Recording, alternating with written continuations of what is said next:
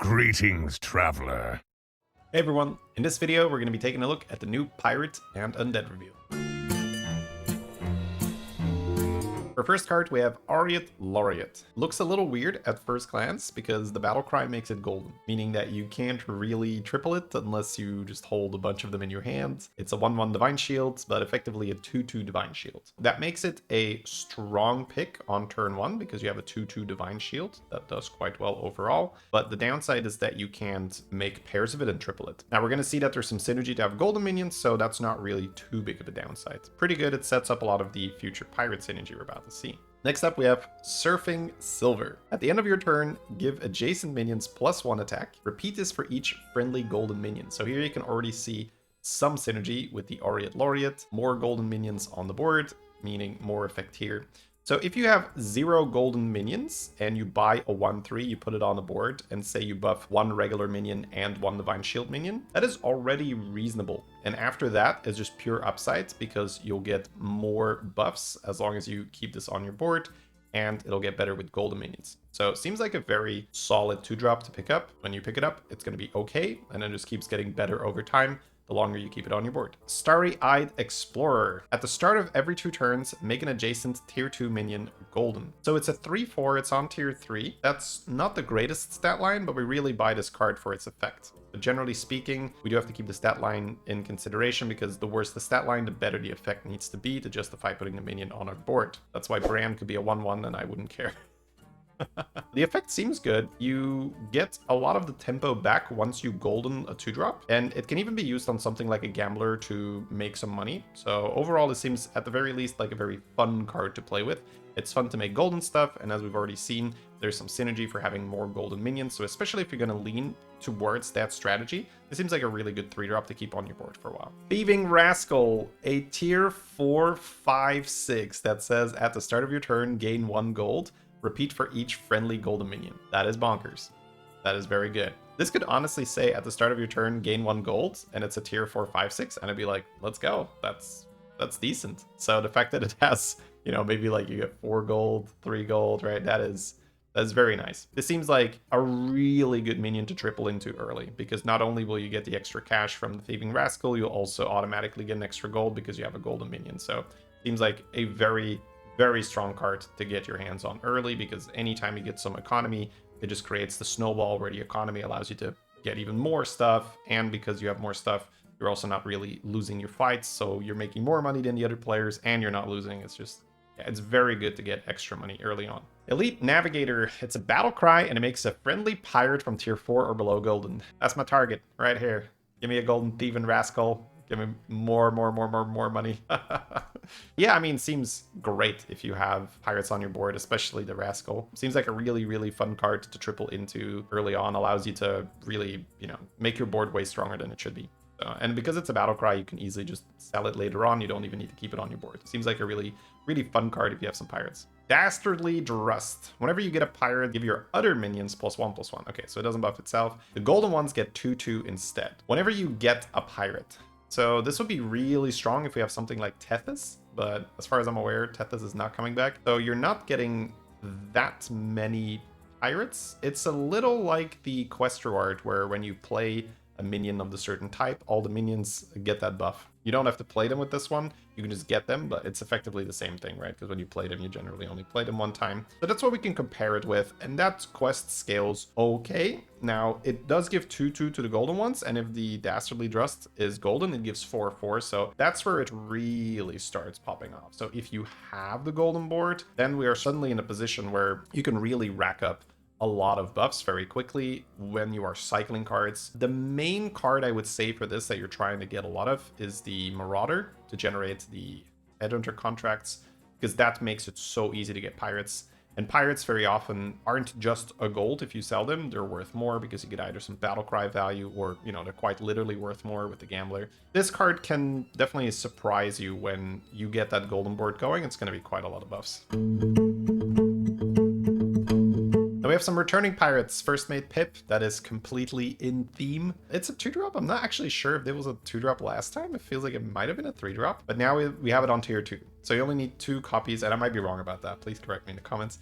You only need 2 copies to make it golden. That's why I said this is completely in theme with what the Pirates are doing so far. It's all about having more golden cards, so Pip makes complete sense to have in this set. Gold Grubber, of course, makes a ton of sense. It's a tier 3. Again, that was a tier 4 for a very long time. Maybe they buffed it at the very end of its career, or maybe they just moved it to tier 3. Regardless, that seems like a fantastic minion to get early. If you can get a golden Gold Grubber, it also scales off itself, and that is just wonderful. It's a tier 3, so we cannot golden it with the other tier 3 pirate, but we can target it with the tier 5 Battlecry pirate. Sorry, the names are still new to me. But that one can target Gold Grubber, and Gold Grubber also seems like a very nice target for that Battlecry. Landlubber, we've already seen that one in the Elemental review, but it's also a pirate, so it's here. Then we have Shipwright. It's now a tier 3 instead of a tier 2. That does make sense to me. The ability to make easy golden Shipwright with the tier 3 pirate seems a bit too much. As it stands in this meta, golden Shipwright can very often stay until the very end game. Tour Group is going to be out, as we've already seen in the neutral review, but it is a really cool combo to just have a golden Shipwright in Tour Group and then it just gets buffed, or even with Gunpowder, you can have the Shipwright get very, very large. So it is a very, very nice 2-drop to make golden. So I agree, it seems best to not give us too easy access to that. Then Headhunter goes to tier 4. Honestly, that should have never been a 3-drop. When this was revealed, I said this card is bonkers. At least I think that's what I said. I'm pretty sure. Like this seemed way too strong to me. It goes to tier 4, and honestly, it's super fair. There are just insane turns where you can, in this meta, you go to tier 3 early, you get a Headhunter, and there's a Grace in the same shop. You buy the Headhunter, steal the Grace, and you can still buy another 3-drop. That's not fair. It's insanely strong, so totally deserved. Get this to tier 4. Then we have Seafarer coming back. After you buy 3 cards, get a random Tavern spell. That is super fun. We see that there's a lot of Tavern spell synergy right now, so Seafarer is very likely going to make her way into some Menagerie builds, which is honestly just really fun to play with. Seafarer plus Nala is already really fun, and there's going to be a lot of other use cases for her. Sanders now makes 2 friendly minions golden. When you have a golden Sanders, that is fair. It's always a little disappointing if the golden card does exactly the same as a regular card, so that seems to be the only change here. Sanders is still a tier 7, so you're not going to see him in too many games. And then we have the removed cards. No more Scallywag Ripsnarl. That makes sense. We need to make space for the other early game pirates. Grace is out, which is fair. That card is really good. I love playing with Grace, but probably time to go. We need some space for other pirates. And then no Peggy, no Rapscallion. And we see that there's also a lot of the Exodia package, if not all of it, is going. Again, that makes sense. We don't have space to fit all these different strategies.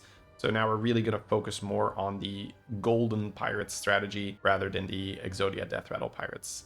Coast Guard out is also fair. This card really felt awkward when they turned it into a cell instead of Battlecry. I understand why they did it. It was a bit too strong with Bran. You just had too much economy, but it just never really felt the same for me after that, and was only really useful if you were specifically looking for 1 or 2 pirates. You could cycle this. It's fine. Then we have some new trinkets. The Splinter of Aurum. When you have 15 gold, you get a random golden tier 5 minion for 0 gold. So that is insane if you can get it early, but 15 gold's a lot. That can work with setting up Gambler, or you can just sell cards off your board. So let's do the math here. You get this thing on 8 gold. That is turn 6. Assuming that turn you're just going to level and relax, that means the next turn you have 9 gold. Assuming that you didn't get anything like an oil or an investment. 9 gold seems achievable if you have a Gambler on your board, because now we can sell it. We're at 12. You can sacrifice 3 additional starter units on your board to make it to 15. Then level to 5, discover a 6-drop and have a random golden 5-drop. That seems fun. If you have a little bit of setup for this, I'm super interested. I like anything that gives me sort of that early advantage. I like an excuse to go to tier 5 early, and this seems like the perfect excuse, because you'll need to rack up 15 gold, and then once you have the 15 gold, you're probably happy to level, because the 5-drop just probably, you know, just materializes in your hand. It's not like you need to spend money to buy it. So that's likely how I'm going to play this. I'm going to be looking to line up investment over confidence, have a Gambler, have the new 4-drop pirate that gives you gold, anything to get a little bit of setup, and then probably just sell cards off the board to make the last few gold. All right, seems fun. Gilded Anchor. At the end of each turn, give your golden minions 3/3. That is great tempo if you've had a good pirate early game, and seems pretty bad if you didn't. So super situational. If we were able to make a lot of golden minions, if we have a lot of Aureate Laureates that are already divine shielded and golden because of their battle cry, if we farmed a little bit with the tier 3 pirate, this seems very good to pick up.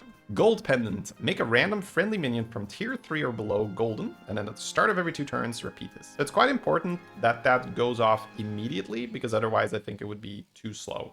A lot of these type of trinkets say, oh, in 2 turns you'll get this. This says you'll get this, and then you'll get it again in 2 turns. So you pay 2 gold, you have a tier 3 on your board, it becomes golden. If you only have 1, you'll know which one it is. Oh, that's not true. It says tier 3 or below. Huh. I don't like that, because when you get it offered, you don't know, so you still have some crap on your board. You could preemptively sell cards that you don't want golden, but then you don't hit this, and you're like, oh, ugh.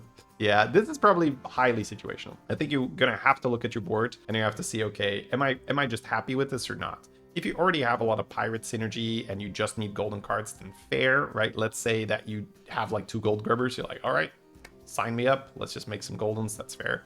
But other than that, I don't think I love this. This, however, seems bonkers. Gritty Portrait. For 3 gold, you get a Gritty Headhunter. That gives a contract, right? So that's the normal battle cry. The Headhunter. At the start of each turn, repeat this. Oh!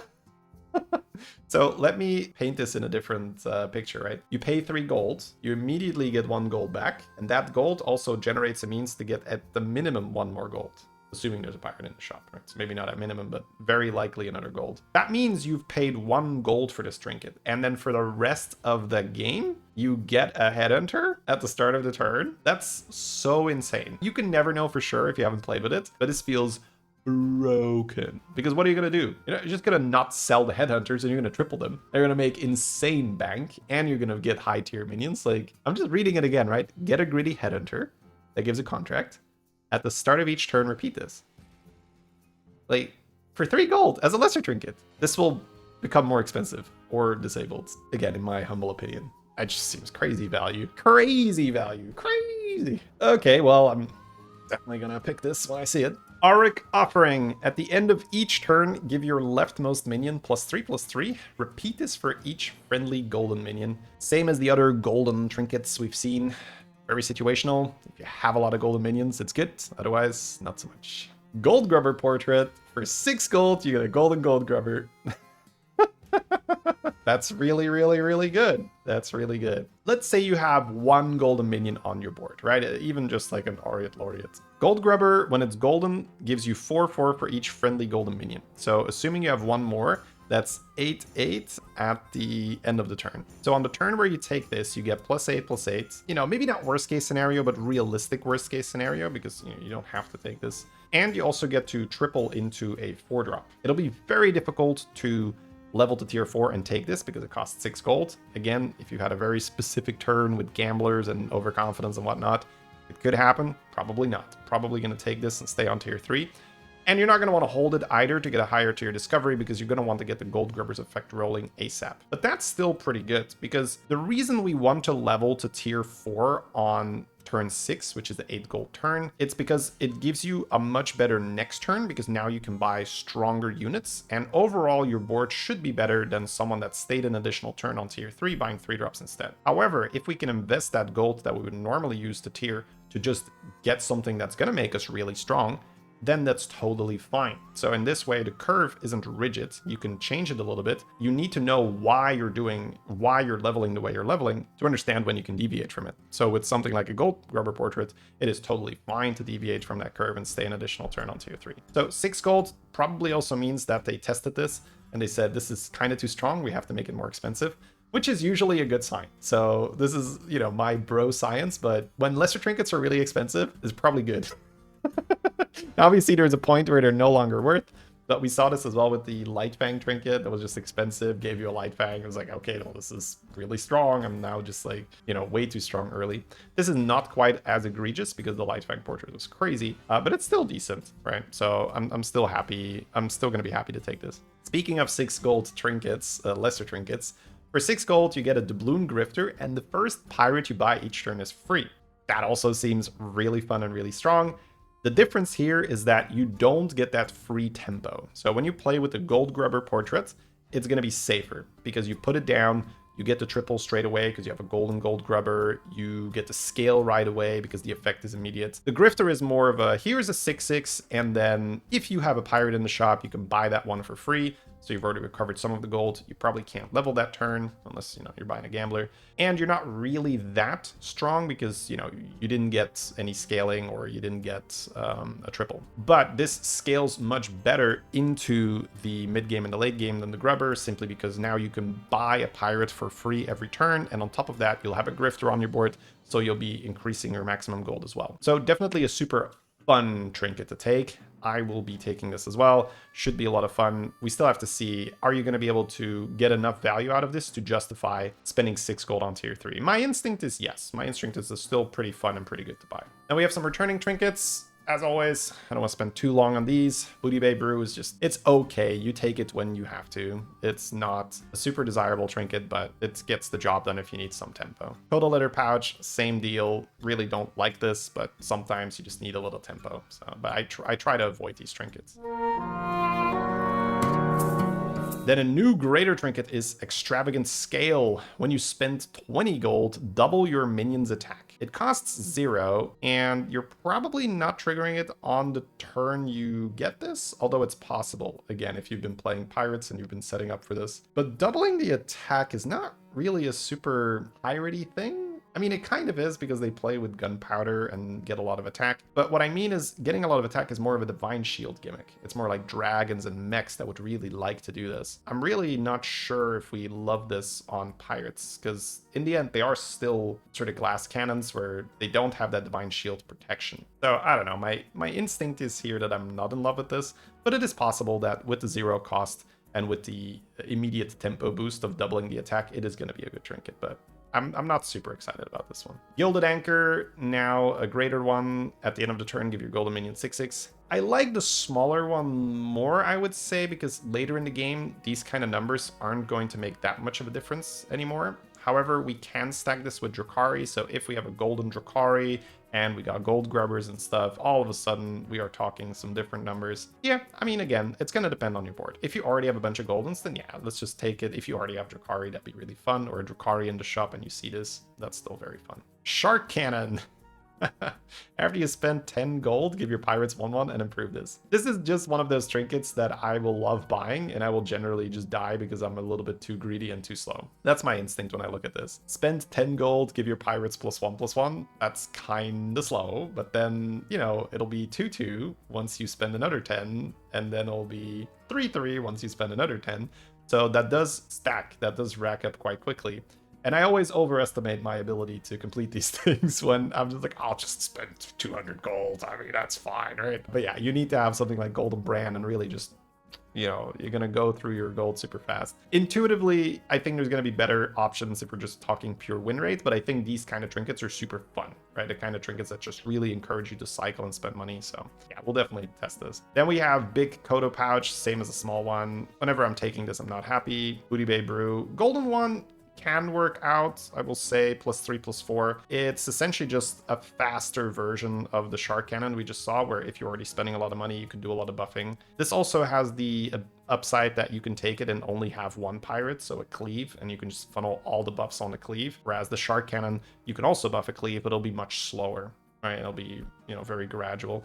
It's meant to be buffing a whole board, whereas with this, you can focus fire buffs. So I would say there's some specific cases where the Big Brew is fun. Fancy Spellbook, probably a lot better. It's more tavern spell synergy, so it seems like a lot of fun. This plus the Spell Pirate, the tier 5 one, the Seafarer, very fun. You can run that with Nala. You can have Spellbook plus a Golden Seafarer and then just play Menagerie and have Nala. And that's a lot of spells, that's a lot of buffs, super fun. Eye patch, very specific, but got a lot better this patch, I would assume, with all the payoffs of having golden pirates. So again, very specific. Do you have some pirate pairs on your board already? Do you have payoffs for golden minions? Then yeah, this is a solid pick. Validus Portrait is also very nice, probably dependent on whether you have Bran or not. If you have a Bran, this is immediately good. If not, you kind of are looking for Bran. Same as with all these portraits that give a, named unit, a specific unit. It's always the same one. The real power of these things is that you can triple them. So don't make the mistake of selling your Balladist straight away because, we're used to doing that, buff and then sell. With this, you really want to double dip and you want to keep a Balladist pair on your board. And then the next turn, your Trinket is going to triple it.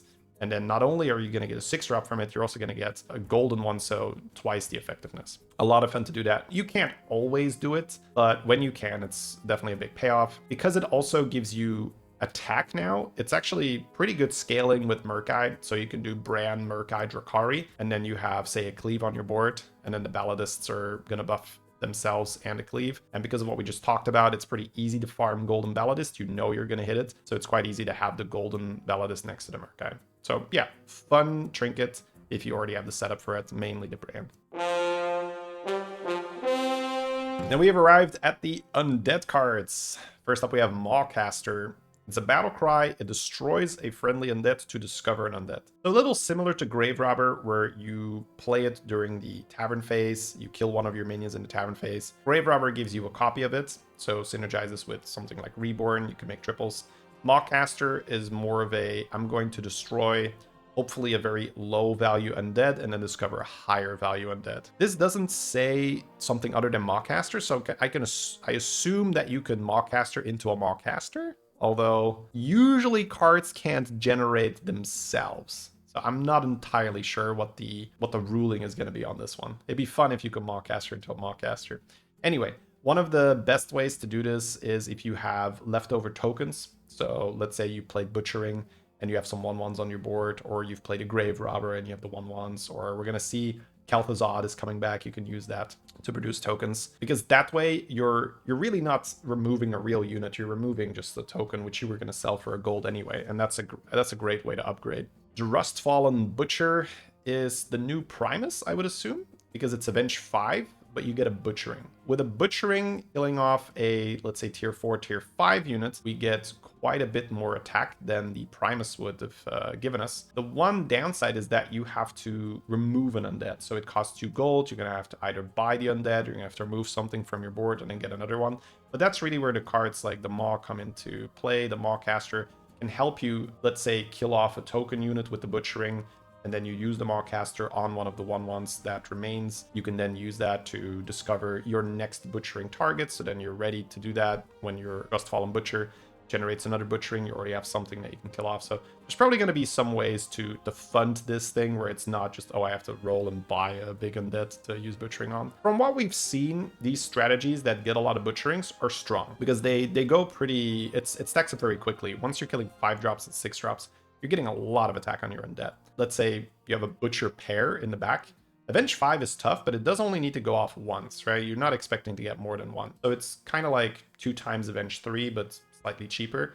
That's possible, right? Especially with undead, you can have something like a Risen Rider to protect and then some tokens in the front. Yeah, it seems like a great way to scale your undead attack. Then we have Noisel of the Many Faces. Whenever you summon an undead, give 4 friendly undead +1/+1 permanently. This one's a little bit more difficult to gauge. You summon an undead, you give 4 friendly 1/1. So assuming if you summon 3 at the same time, you'll get 3/3. The issue is that this is going to be able to target the tokens, right? I guess it does say whenever, it doesn't say after, so maybe it triggers right before the tokens hit the board. That's possible, because that would be my main concern, that the buffs are going to go to waste on stuff that I'm summoning.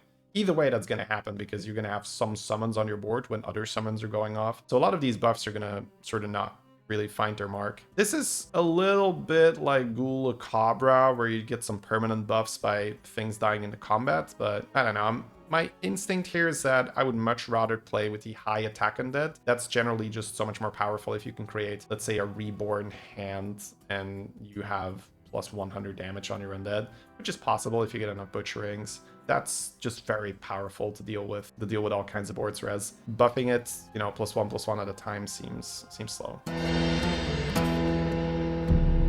Then we have Skull coming back. I don't really see any changes on this, and I think Skull is in the game right now, so I'm probably missing something here. Maybe you guys can pointed out to me, but it's still a 2-drop. It's a 2/1. It gives +1/+2. I think that's still the case. We have a Nubarak, which is a tier 4, up from a tier 3. Well, initially tier 5, then tier 4, then tier 3, now back to tier 4. He's like, oh my god, stop moving me around already. But still the same effect, and then a +1 attack. We all know what that does. Moros is back. That makes a lot of sense. We have a lot of the trigger mechanics, right? We have Butchering, we have the Mawcaster, KT coming back, right? We're gonna see that in just a moment. Sneak peek of Blanchy. It's a solid mid-game card. It's kind of hard to play around Moros in the end game, but it's a solid mid-game card. Gives you tons of tempo, and it's quite easy to triple because you can just destroy the Moros in your tavern phase, and then with the reborn effect, triple it that way. Blanchy is back. A lot of you guys probably have never played with Blanchy because I think it was only in for a very specific time.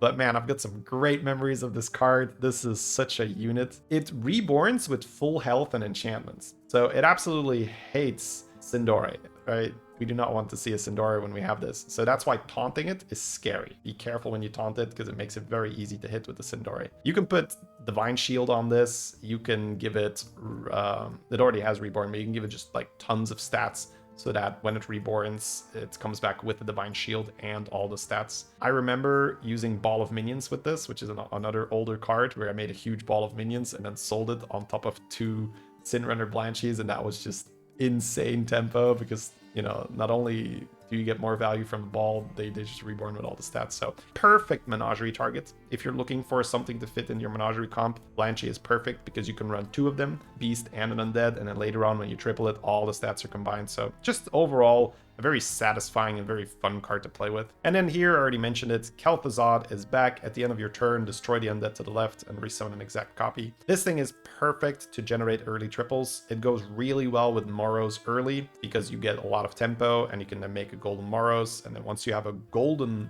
minion, you can use this to make more golden ones. So what you have to do is you have to reborn your golden minion, or it needs to already have reborn, put it next to Kel'Thuzad and then leave 1 empty board space. Kel'Thuzad at the end of the turn will then destroy your golden minion, resummon it completely as it was with the reborn effect intact, but then the reborn effect will go off and you'll also get a second copy. That's something you can do where you could hypothetically even make the Butcher card, you could triple it like that. If we look at this, you can have a Butcher on your board, you can reborn it, you can put Kel'Thuzad next to it, and now you'll have 2, and then the turn after that, you can use Kel'Thuzad, trigger it again on the reborn. Now at the start of your turn, the 3 cards will combine and you suddenly have a golden Butcher. And you can use that for any undead, any high value undead. You can give it reborn, put it next to Kel'Thuzad, and make triples that way. Then we have some removed cards. I talked about Handless early, but I forgot it is being removed, so that is a bit annoying. That is sort of your signature high damage reborn card. That is absolutely the card you're looking for, so we're gonna have to find different targets, but we do still have Skull, we have Caretaker, so there are definitely other targets. Handless is just super strong because it's super board space friendly, because it's reborn and you don't summon a ton of them, whereas the other cards, a lot of the time, they just summon a lot of units and you don't really have board space to fit them all. Then A-Bomb is out, that's the overflow support, although not all of it. We still have the 5-drop for overflow. White, yeah, that's okay. White never really found a super solid place in the meta. Primus is being replaced by the Butcher card. Nightbane, as I mentioned in the Dragon review, good riddance. I don't like having Nightbane in the game. And then Death Stomper's out, which is fair, right? I guess we need some space to fit the Kel'Thuzad. Some new trinkets. At the end of each turn, your undead have +1 attack this game. That's basically a Death Swarmer proc, which is okay early on, but really falls off. Even if you were to play Drukhari for this, getting like 2 attack end of turn is not it. We really want to use the cards, right, like the Butcher and get 5 or 6 attack at a time by butchering a high tier undead. So this is okay if you have a lot of undeads on your board and it fits your gold, but I wouldn't really think about planning your game around this. Now we have Putricide Sticker. That's a super interesting one. You get a custom undead when you buy this, and then again at the start of every 2 turns. It's really important that you get one on the turn you buy this because you're aiming for the coin creation. There is a coin minion in tier 3 and tier 4. You're probably not going to be on tier 4 yet when you buy this trinket, but you have a shot at getting the coin guy on tier 3, and then you can also have a reborn as your second component, and that way you can farm a lot of cash, which is great in this game. You always want early game, all you're looking for is more money to build a better board. After that, you're really going to aim for tier 6 creations. So the difficulty is you probably can't get a 6-drop on your next one because you'll be on tier 3 when you get this, and then you're level 4 on that turn, and then it won't trigger the next turn, so you go to 5, but then it'll trigger it again, so you get a 5-drop. But the one after that is a 6, hopefully. And on tier 6, there's 2 really nice hits. You can play something like Bone Drake with Reborn, and then even Titus and farm a lot of dragons, and that way you can get a lot of triples, or you can just transition into dragons. Or there's a different creation, there's a different minion that has Death Rattle, get 2 skeletons, but you get them in your hand, you don't just get them on the board. I don't even think they go on the board, I think they just go in your hand. So you can Reborn this guy, and you can again pair that with Titus or, you know, Macaw or any other way to trigger the Death Rattle, and you can farm at the very minimum, if it's Reborn, 4 skeletons per fight, and maybe even 8 or 9. And that's 2 to 3 triples per turn, so it really goes out of control. So that's what you're aiming for with the sticker. I would say early on you're trying to get the coin, and then you're trying to power level, try to get the really nice creations on tier 6. There's also some unethical stuff here where you can reborn venomous units, which is also, you know, powerful. So pretty niche, but seems like a fun one to experiment with. Baleful Incense. At the start of the combat, give your left and rightmost unit reborn. Yeah, that seems fine. It's just like a fun little thing to pick up. Probably looking for some high value death rattles when you take this, because then you already get some value from this early on. Later on, you can use it for tempo stuff. Yeah, I do have to use it on undead, so I'm not really sure how much value there is to squeeze out of this, but it's probably okay depending on your board. And obviously, if you don't have good undead to reborn, then you don't take this. Then we have the Unholy Sanctum. Whenever you trigger a death rattle, give your rightmost minion +3/+3 permanently. I wonder if that is going to be the same as old Gulakabra, because triggering a death rattle feels like you can trigger them separately with Macaw or so. So old Gulakabra was super dumb because you could pick Sneed and you could put like 10 death rattles on one unit and then have a Macaw trigger those 10 death rattles, and your Gulakabra would trigger for each of the separate death rattles triggered, which was crazy. And I think that's why Sneed is probably still banned with Undead in, because there is some synergy with that. I guess it's Overflow, yeah. Sneed is too good with Overflow. The wording always gives me some trouble and makes me a little scared that we're gonna have something like that again, but maybe this time they've prevented that synergy from happening. I don't know if they've already gotten something like that. But you used to be able to do this with Menace as well. You would have a lot of Menaces on one unit, which was just Death Rattle and Death Rattle and Death Rattle, but Menace isn't in, so it's probably gonna be fine. So it's probably more of a early game tempo pick if you have a lot of Death Rattles and you got a good minion that you can put on the far right. Otherwise, you know, not really worth. Bird Feeder, Avenge 2, give your minions 1/1. Seems very meh. Might be undervaluing it, but I would much rather get either permanent buffs or something that gives me immediate tempo. I guess if you have really a ton of death rattles, it's okay tempo, yeah. The Avenge would also buff the tokens that have just spawned, so you keep spawning 2/2 tokens every two Avenge. Yeah, I mean, in the right setup, it's probably okay. But yeah, you need a lot of setup for this, where you can, you know, have mana sabers or something to get this thing rolling.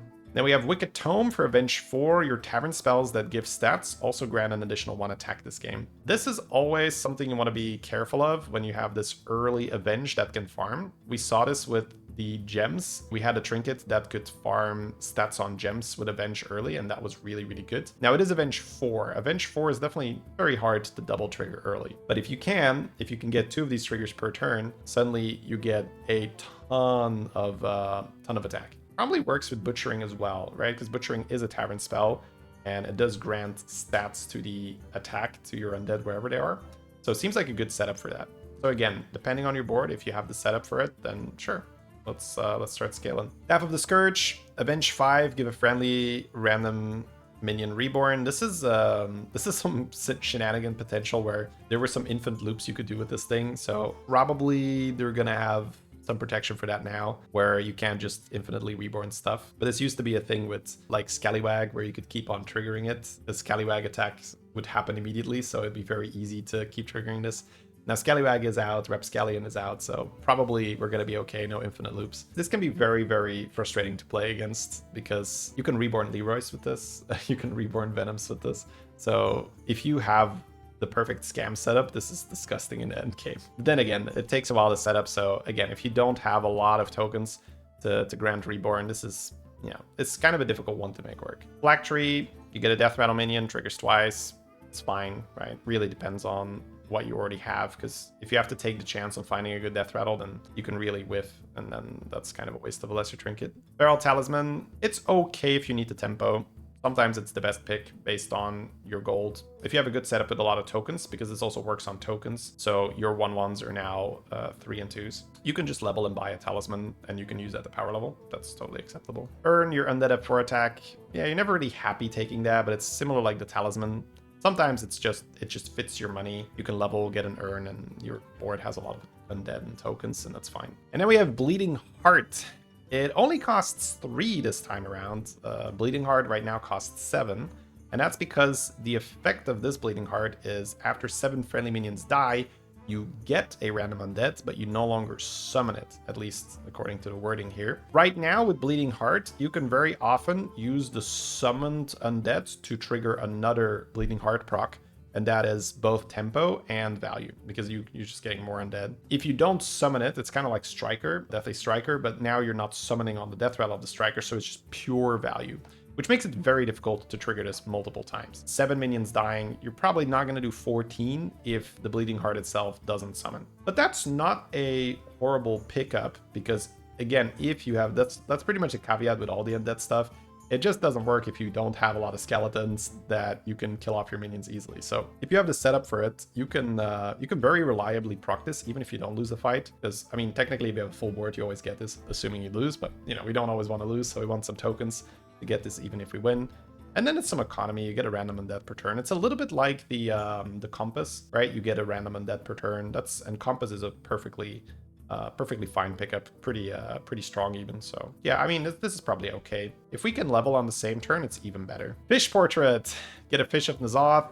Yeah, that's fun. I really like when this is in, because fish is such a fun card to play with, especially now that they introduced Eyes of the Earth Mother. It's so easy to make a golden fish, and you can make these crazy boards. Yeah, you can always get creative with that, so I really like that. Coffin is pretty good, actually. You might not really see that if you haven't played with it, but it seems it's pretty easy to cast a bunch of tavern spells, and anytime you can increase a lot of the attack on your undead, you can make a board that is very annoying and difficult to deal with. So both the small coffin and the big coffin, they absolutely have a strategy. Eternal Portraits, this is pretty decent, honestly. If you haven't played with it yet, it seems very expensive, but you get an Eternal Knight. So generally you want to take this if you already have an Eternal Knight, then you put the second one on the board, and at the start of the combat, your knights are taunted and reborn. So that's really solid. So similar like the Gold Grubber Portrait, you're not going to level to 4, but that's totally fine, because the tempo you're going to get from the knights is going to allow you to level pretty fast after that anyway. Very solid pickup, assuming you already have an Eternal Knight on your board.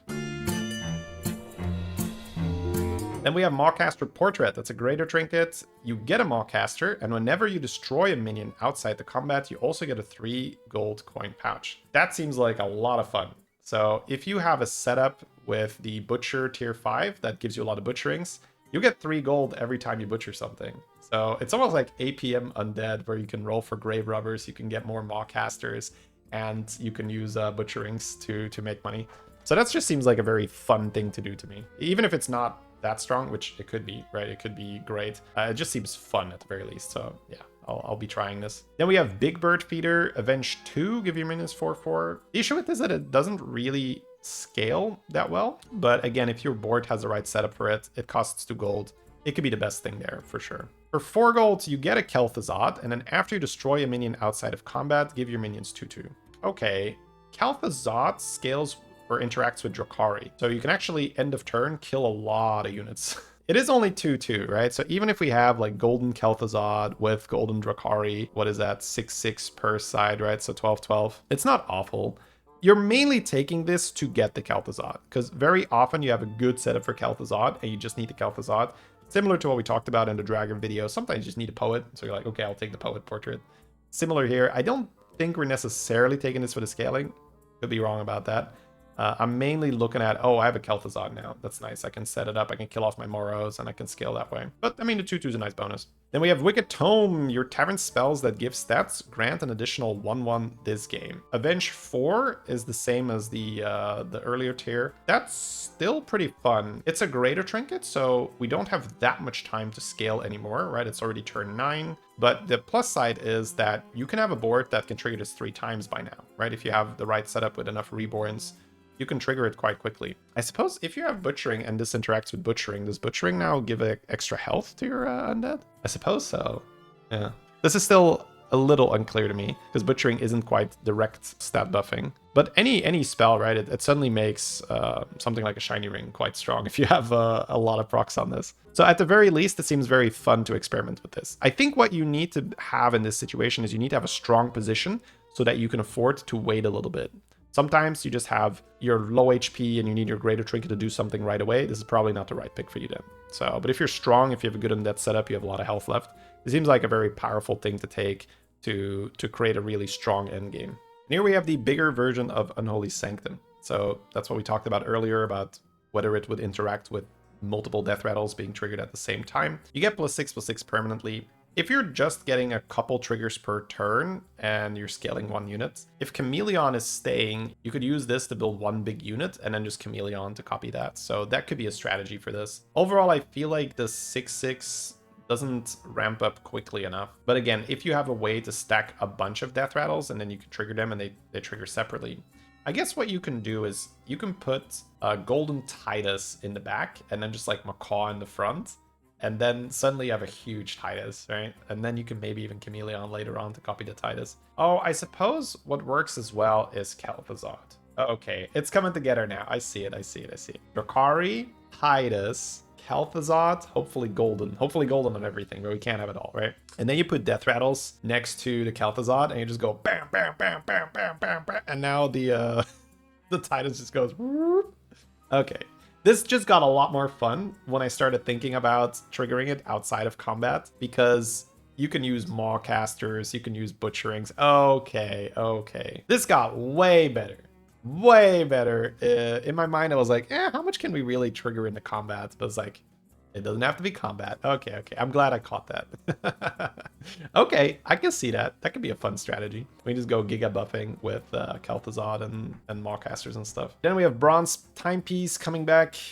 Each of your minions gets health equal to the attack. That can be super solid if you've been stacking like crazy with Butcherings. Twin Sky Lanterns. That used to be so problematic with base skill, but I don't know if they're going to keep base skill or not. Generally speaking, you can set this up where you have one really good unit that is being summoned, but usually for undead, it's trickier to do that. It's more a Murloc thing with base skills, so we're going to have to see. I didn't really have much success using this with undead before. Feral Talisman, that's the big one. Same as before. You don't love to take this, but sometimes you have to if you need immediate bang for your buck, you need immediate tempo. Reinforced Shield. Whenever you summon a minion, give it Divine Shield. That is more of a greedier one, I would say, where this thing assumes that you can already summon huge attack undeads. So it's something you take if you're in a strong position, and let's say you have that tier 5 that gives you Butcherings, and you're already very steadily increasing the attack on your undead. You can say, okay, let me take the Reinforced Shield, and now I'll get some extra tempo right now, but it's really more of a late game pick where my board's going to be so hard to deal with when I'm summoning these giga damage undead and or summoning with shield. It's more of a pick you take, in my opinion, when you already have a good setup. Essentially, you were lucky with your taverns, and you don't need your trinkets to give you more stuff to scale with. It's purely something that is really nice for the late game. Earn 8 attack, same thing as the Talisman. You don't love this, but you'll take it if you have to. Mug of the Sire. This has always felt so awkward to me. It's kind of overflow, but it then gives damage, and I never got this to work that well. Let me know in the comments if you have a better strategy for it, but I was never really happy playing with this. Rivendare Portrait. For 5 gold, you get a Titus, and honestly, that could be the end of the conversation. It does work really well with that other trinket that buffs. So if you have the lesser trinket that gives a buff every time the Death Rattle procs, you could have a Titus in the back, farm the stats, and then with the Titus Portrait, you actually get a very healthy Rivendare. That's a cool thing to try. When they originally released this, it also said your Titus have stealth, which was so dumb. It's like, when I revealed that, I was like, this is insane. I don't know why they're doing this. This is crazy. And it was broken, and they nerfed it. So yeah, it's so frustrating when, we joke about that. Oh, my enemy Titus has stealth, but a Titus with stealth is disgusting. So that's no longer the case, luckily. But paying 5 gold for a Titus in very many situations, you're like, I'll do it. Very often, we roll for these cards like Drakari, Bran, Titus. If that's a card you need, you'll just pay 5 gold and a trinket for it, and then you'll be happy. All right, Big Coffin, as I talked about earlier, totally viable strategy. It looks a little bit weaker than it is, but if you have a good setup for it, again, you can just play stuff like Coin, Overconfidence, very cheap spells, and get a lot of attack on your undead that way. And then finally we have Butcher's Sickle. It costs 8 gold, super expensive trinket, but it is worth it, which also goes to show how good that 5-drop is that farms butchering. You get an undead and a butchering every turn, and that just ends up giving you huge attack undead, and that kind of plays itself. Once you have huge attack on your undead, you just play a lot of tokens and good things happen, and very often you just get second place. And you have someone with insane stats and some counter like Sindore or Blaster. But if you give your minions a little bit of health, like play 1 or 2 of those Azurite spells, then suddenly you're not that vulnerable to Blaster. They really need to go out of their way with like the Tidus, the Blaster, the Macaw. So very often you can get away with just putting like 7 health on your undead and just giving them giga damage. And that wins lobbies, but very often gets second place. So super solid trinket to take if you're already undead, and you can just use this to scale further. Should not be too deterred by the high cost. That was it for the Pirate and Undead reveals. If you guys want to see these cards live in action before they hit the service, please make sure to tune in to the early access event that is going to be on the 25th at 6 p.m. my time, that's CEST, live on my stream on Twitch. And as always, if there is something that I missed, some powerful combo you thought of, please let me know in the comments. I would be more than happy to hear it. Until next time.